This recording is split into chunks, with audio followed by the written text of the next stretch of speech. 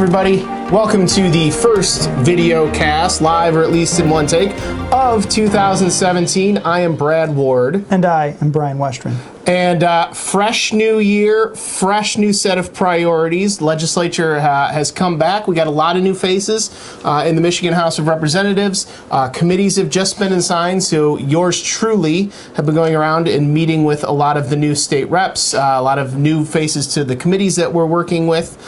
In general, happy to say that a couple of our Realtor member legislators are going to be chairing some of those committees, so we're proud to be working with those folks again this year. So diving into it, we really kind of have two things of note that we want to talk about. One is preservation of vacation rentals, or banning the ban, and the other one being the exemption U, as many of you all heard about, under the transfer tax. We are now looking at legislation to make sure that that exemption does apply for instances where, in fact, the purchase was of unimproved land. That initial SEV was on unimproved land or a spec home. One of the scenarios that we've run into since the legislation that passed early in 2015, where folks went to avail themselves of a refund for transfer tax, they found out that their first SEV was in fact on unimproved land, so therefore they did not qualify. This change in law and this proposal would in fact make sure that those circumstances were covered, because essentially we feel that is really a technicality. The spirit of the exemption is to cover declining value of a property. Yeah, and many of those, the first SEV when you make the purchase is unimproved land. It's dirt.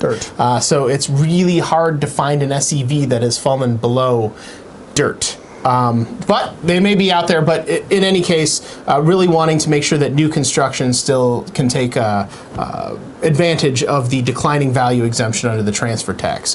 The other thing, as I mentioned, the ban. You've seen it a lot, maybe in your local communities, definitely up and down the lakeshore, the West Lakeshore of Michigan. Townships and cities taking to really prohibiting short-term vacation rentals, saying anything less than 28 days, a rental less than 28 days, is therefore commercial activity and not allowed in a residential zone. Obviously, this is of big concern to our members who do business there. Part of the reason that people can afford second homes and why the value of second homes is so high is because you have the ability to offset a lot of the liability with the income that you bring in from a rental. So, very concerning to us, renting your property being one of those basic rights, that bundle of sticks that you learn are your property rights when you purchase something. That's taking a stick out of the bundle in the eyes of our Public Policy Committee. But it also has, effects on the values of those homes and the values of the communities. That's right, and we have always been out in front of this saying that we believe that the ability to rent your property is a fundamental right.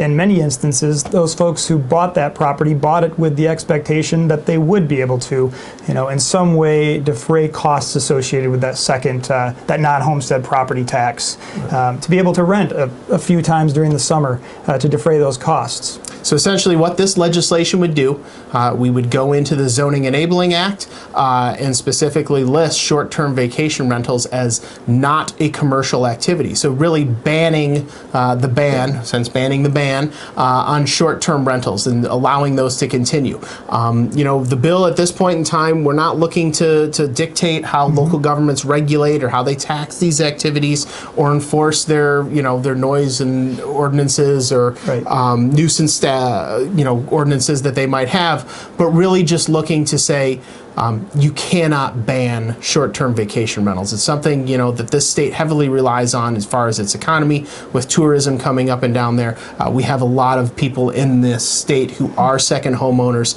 and do utilize the ability to rent that property as a means of keeping that going. So we really want to see that and make sure that those rights are protected.